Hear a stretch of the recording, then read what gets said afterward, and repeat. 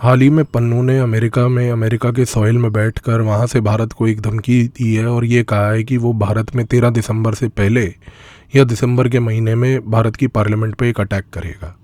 इस पूरे पार्लियामेंट की अटैक के इस स्टेटमेंट के पीछे एक बहुत बड़ी जियोपॉलिटिकल गेम चल रही है, जिसको समझने की आवश्यकता है, जो आज की इस वीडियो में हम जानने की कोशिश करेंगे।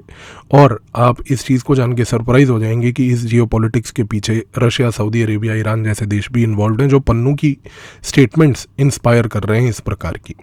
खेल क्या है? खेल बड़ा स्पष्ट और सिंपल है। रशिया के राष्ट्रपति व्लादिमीर पुतिन अभी 2 दिन पहले ही, अगर आपने देखा हो न्यूज़ में, तो एक बड़ी रेयर विजिट के लिए वो सऊदी अरेबिया, मोहम्मद बिन सलमान और अल नायन फैमिली से मिलने यूनाइटेड अरब एमिरेट्स गए। उसके बाद वहाँ से जब वो वापस मॉस्को आए तो उन्होंने तुरंत जो है ईरान के राष्ट्रपति से मुलाकात करी और ईरान के राष्ट्रपति के साथ मिलकर भी एक स्टेट विजिट हुई पूरी। अब देखिए गेम यहाँ पर क्या चल रहा है। रशिया, सऊदी अरेबिया,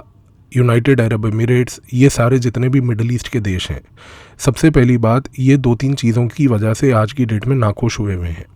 पहली चीज़ ये है कि रशिया और यूक्रेन के बीच में जो युद्ध पिछले लगभग 1 से 1.5 सालों से चल रहा है, इस युद्ध में अमेरिका अपना दबदबा जताने के चक्कर में रशिया को बार बार आइसोलेट करने की कोशिश कर रहा है। रशिया को आइसोलेट करने के चक्कर में उसने रशिया के ऊपर सैंक्शंस लगाए हैं और इन सैंक्शंस के कारण ये हुआ है कि रशिया ना तो अब आज की डेट में किसी यूरोप की कंट्री में इन्वेस्टमेंट कर सकता है, ना ही वो अपने पैसे को कहीं पर भी किसी अमेरिका के अंदर कहीं पर भी इन्वेस्ट कर सकता है। इस सैंक्शन का दूसरा कॉन्सिक्वेंस ये भी है कि रशिया अपना तेल किसी भी अमेरिकन एलाई को या अमेरिका के किसी दोस्त को नहीं बेच सकता।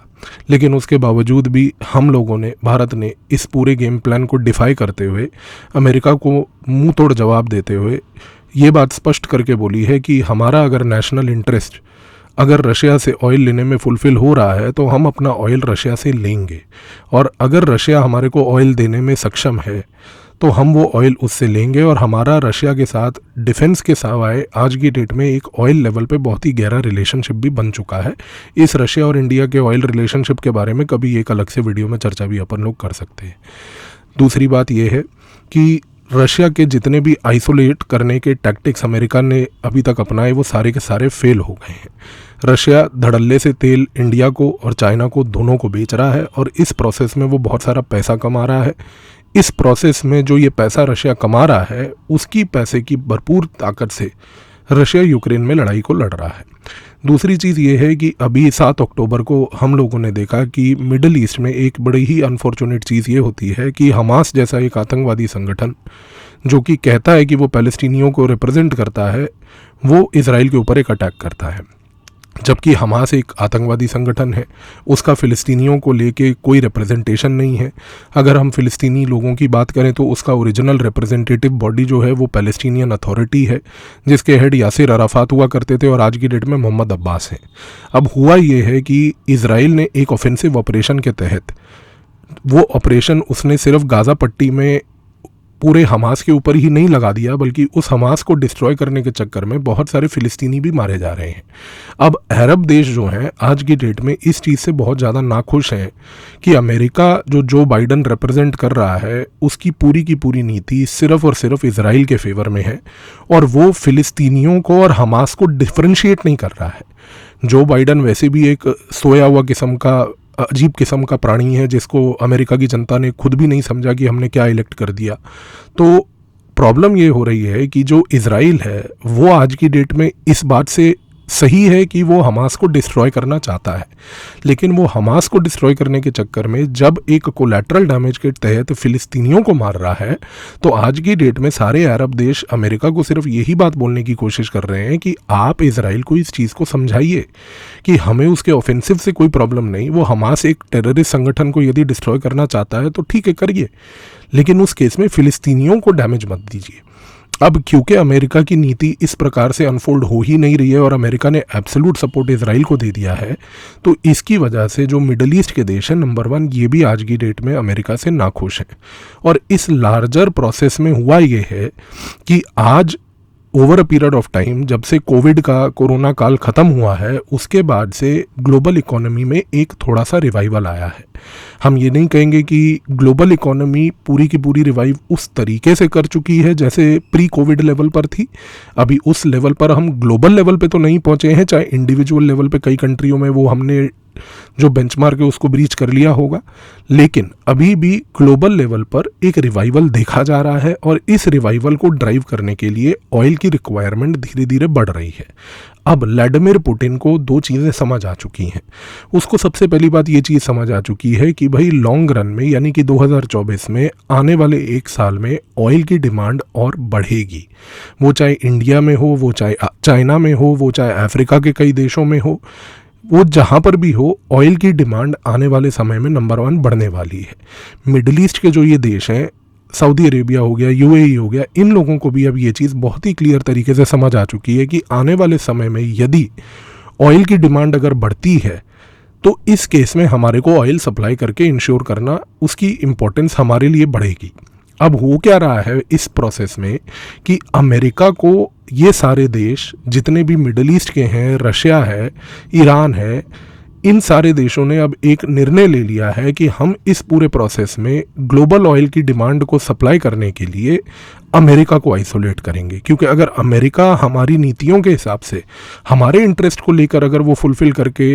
ग्लोबल कम्युनिटी में पीस और हार्मनी प्रमोट नहीं कर सकती है, तो फिर अमेरिका को एक आउटलियर स्टेट बनाना बहुत ज़रूरी है। इस प्रोसेस में अब हुआ ये है कि ये जो पुतिन की मीटिंग अभी सऊदी अरेबिया में मोहम्मद बिन सलमान से लेकर यूनाइटेड अरब एमिरेट्स में अल नायन फैमिली से लेकर उसके बाद ईरान के राष्ट्रपति से जो हुई, इस पूरी मीटिंग का जो निचोड़ निकला है वो ये निकला है कि इन सारे देशों ने, जिनको ओपेक प्लस एक ऑयल बेस्ड कार्टल के ये सारे मेंबर्स भी हैं, इन सारे देशों ने मिलकर एक निर्णय ये ले लिया है कि आने वाले समय में क्योंकि ऑयल का डिमांड बढ़ेगा तो उस केस में हम आउटपुट जो ऑयल का हम लोग प्रोड्यूस कर रहे हैं प्रतिदिन, उस आउटपुट को कम कर देंगे। अब ये बड़ी सिंपल इकोनॉमिक्स है कि अगर आप ये देखें कि ग्लोबल लेवल पर ऑयल की डिमांड यदि बढ़ती है और उस केस में अगर आप सप्लाई को थोड़ा सा कम कर देते हैं, तो बाय डिफ़ॉल्ट जो law of demand and supply है उसके तहत जो प्राइसेस हैं ऑटोमेटिकली बढ़ जाएंगे। तो अब हो ये रहा है कि आज की डेट में यदि आने वाले मान लीजिए 3 से 4 महीने के अंदर अंदर अगर ये लोग जितने भी ओपेक प्लस के मेंबर्स हैं, जिन्होंने एक वैसे ही निर्णय ले लिया है कि हम 2.2 million barrel per day oil की प्रोडक्शन को और आउटपुट को घटाएंगे, यदि इन्होंने 2.2 मिलियन बैरल प्रतिदिन ऑयल की प्रोडक्शन को अगर घटा दिया, तो आप ये सोचिए कि मार्केट में डिमांड ज़्यादा रहेगी लेकिन पीछे से सप्लाई कम रहेगी, और इस सप्लाई कम होने के कारण से ग्लोबल ऑयल प्राइसेस में एक बहुत बड़ी उछाल आएगी। और इस उछाल के कारण इवेंचुअली क्या होगा कि आने वाले समय में इन देशों के पास, जो कि आज की डेट में ऑयल को बेच रहे हैं, जिनकी इकोनॉमी पूरी ऑयल पर निर्भर है, ये सारे देश इस पूरे गेम प्लान में डिमांड सप्लाई के मिसमैच को खेलते हुए बहुत सारा पैसा इकट्ठा कर लेंगे। अब होगा ये इवेंचुअली कि जितना पैसा रशिया इकट्ठा करेगी, रशिया वो पैसा इकट्ठा कर कर आने वाले समय में ये इंश्योर कर लेगी कि उसको यूक्रेन में ऑफेंसिव लड़ने के लिए और मॉनेटरी रिसोर्स मिल जाए। लेकिन साथ ही में जितने भी ये मिडिल ईस्ट के देश हैं, इन सारों के पास भी यदि अगर मान लीजिए एकदम से एक विंडफॉल गेन होता है पैसे का, तो इसकी वजह से कम ये फिलिस्तीनियों के इंटरेस्ट में खड़े होकर अमेरिका को ये चीज़ कन्वे कर पाएंगे बहुत अग्रेसिव लेवल से कि देखिए हम आपके साथ नहीं बल्कि रशिया को स्पेस देंगे अगर आप यहाँ पर आकर इस तरीके से व्यवहार करेंगे तो। अब अमेरिका 2-3 चीज़ों से नाखुश है। सबसे पहला तो अमेरिका इस चीज़ से नाखुश है कि इस पूरे प्रोसेस में जब से उसने रशिया को आइसोलेट करने की एक मुहिम चलाई है यूक्रेन के युद्ध से, तब से भारत रशिया से इंगेजमेंट और डीपन ही कर चुका है। और वो डीपन इस प्रकार की हो गई है कि आज की डेट में रशिया और भारत के बीच में ऑयल ट्रेड और ज़्यादा हो गया है। और हम लोगों ने तो ये रशिया को बात पहले ही कम्युनिकेट कर दी है कि भाई हमारा नेशनल इंटरेस्ट आपसे ही फुलफिल होता है विद रिस्पेक्ट टू ऑयल। यदि आप अगर हमारे को ऑयल एक प्री डिटर्मिन्ड प्राइस पे बेचेंगे तो हम आपसे वो ऑयल इस प्री डिटर्मिन्ड प्राइस पे लेकर उसको खरीद कर आपको पैसा देते रहेंगे। रशिया और इंडिया के बीच में क्योंकि ये एक अनऑफिशियल लेवल पर एक्सेप्टेंस और एग्रीमेंट हो चुका है, तो इस चीज़ से अमेरिका नाखुश है कि भाई अमेरिका अब ये बात बोल रहा है कि इनडायरेक्टली इंडिया जो है वो यूक्रेन के युद्ध को स्पॉन्सर कर रहा है, लेकिन रियलिटी ये है कि जितना तेल हम खरीद फरोख्त रहे हैं वो एक फ्रैक्शन है विज़ाविज़ जो यूरोप के देश आज की डेट में सैंक्शन के बावजूद भी रशिया से तेल खरीद रहे हैं। और हम लोगों ने अमेरिका को ये चीज़ बहुत स्पष्ट तरीके से क्लैरिफाई कर दी है कि हमारा प्रोपोर्शन ऑफ बाइंग ऑयल जो रशिया से है वो इतना कम है कि अगर आप ये बात बोलें कि हम लोग यूक्रेन के युद्ध को फाइनेंस कर रहे हैं तो वो तो रियलिटी में आपका खेल है, क्योंकि आपके यूरोप के साथी जो हैं वो आज की डेट में नंबर 1 ज़्यादा तेल खरीद फरोख्त कर रहे हैं रशिया से। इसी चीज़ को काउंटर करने के लिए 2 महीने पहले एक न्यूज़ आइटम आया था, अब आप उसको कनेक्ट करेंगे तो समझ पाएंगे कि क्यों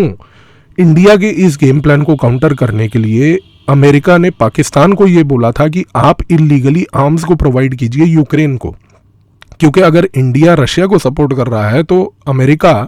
पाकिस्तान को एक हेज स्टेट बनाकर बेसिकली यूक्रेन के सपोर्ट में लाना चाहता था। और ये चीज़ हुई भी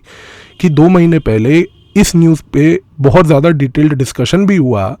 कि क्यों पाकिस्तान ने यूक्रेन को वेपन सप्लाई किए हैं, क्योंकि वो एक अटेम्प्ट था अमेरिका का इंडिया को अंडरकट करने के लिए, पर वो अटेम्प्ट भी नाकाम रहा।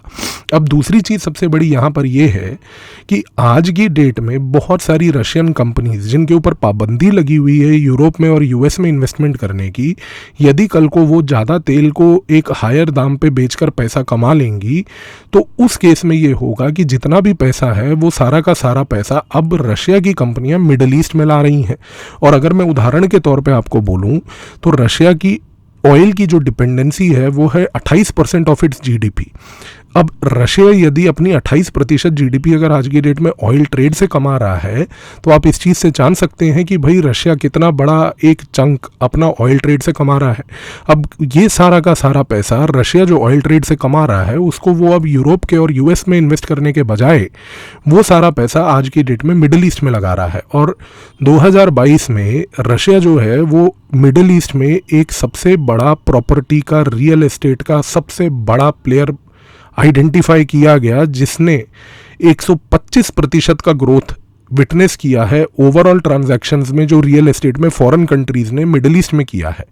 रशिया की कंपनियां आज की डेट में अपने यूरोप से ऑफिसेज बंद कर कर मिडिल ईस्ट में आ रही हैं। फॉर एग्जांपल लुक ऑयल करके एक रशिया की कंपनी है जो सेकंड लार्जेस्ट रशिया की ऑयल प्रोड्यूसिंग कंपनी है, उसने अपना हेडक्वार्टर स्विट्जरलैंड से बंद कर कर आप सोचिए कि यूनाइटेड अरब एमिरेट्स में शिफ्ट कर लिया है। तो रशिया की यदि कंपनियां अगर आज की डेट में मिडिल ईस्ट में आकर अपने ऑपरेशंस को रन करेंगी तो जाहिर सी बात है कि मिडिल ईस्ट में जो मैन पावर और डायस्पोरा इंडिया का है रशिया की इन कंपनियों को चलाने में वो हमारी मदद करेंगे और उनकी मदद होगी। तो आज की डेट में ये जो नया ग्लोबल अलाइनमेंट बन रहा है जिसमें रशिया, मिडिल ईस्ट, चाइना ये सारे लोग एक तरफ तो हो ही रहे हैं, लेकिन इंडिया अपने पाँव अमेरिका की नाव में भी और रशिया के नाव में दोनों में रख के चल रहा है। इस चीज़ से बेसिकली अमेरिका नाखुश है। तो अमेरिका बार बार इंडिया को प्रोवोक करने के लिए इस प्रकार की बचकाना हरकतें कर रहा है। 2 महीने पहले जैसा कि मैंने आपको बताया कि उसने पाकिस्तान का प्रयोग करके इंडिया को एक काउंटर करने की कोशिश करी कि पाकिस्तान के थ्रू उसने यूक्रेन में वेपन्स भिजवाए, जिसका अल्टीरियर ऑब्जेक्टिव ये था कि इंडिया क्योंकि रशिया से तेल खरीद रहा है तो वो तेल का पैसा जो है इवेंचुअली वेपन्स के लिए प्रयोग होगा, तो उस केस में पाकिस्तान को प्रयोग किया जाए काउंटर करने के लिए। पर वो चीज़ क्योंकि नाकाम रही, फेल हुई, इसके बाद अमेरिका को अब पिछले 2-2.5 महीनों से ये चीज़ समझ आ गई है कि पाकिस्तान की तो कोई हैसियत और औकात बची नहीं है, तो वो कनाडा के साथ मिलकर जो है अब ये खालिस्तान के पूरे इशू को प्रॉप अप कर रहा है। तो पहले वो निज्जर का पूरा कनाडा के साथ जो पूरा बवाल मचा, जैसे ही वो ख़त्म हुआ अब आज की डेट में अमेरिका ने पन्नू से ये स्टेटमेंट दिलवाने चालू कर दिए हैं। तो अमेरिका की ओर से ये जितने भी स्टेटमेंट पन्नू दे रहा है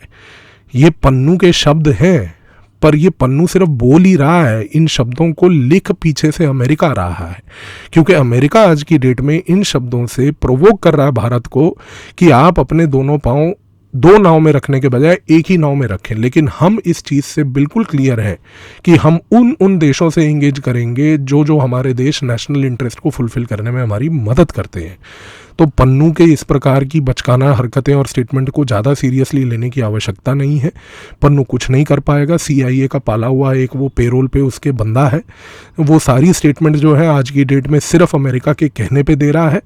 और जब जब अमेरिका को इंडिया की आर्म ट्विस्टिंग करनी होगी वो ये प्रकार की हरकतें पन्नू जैसे लोगों के थ्रू या कनाडा में निज्जर जैसे इश्यूज़ को उठा के वो करवाता रहेगा। तो आई होप अब आपको ये चीज़ें लार्जर कॉन्टेक्स्ट में क्लियर हो गई होंगी। धन्यवाद।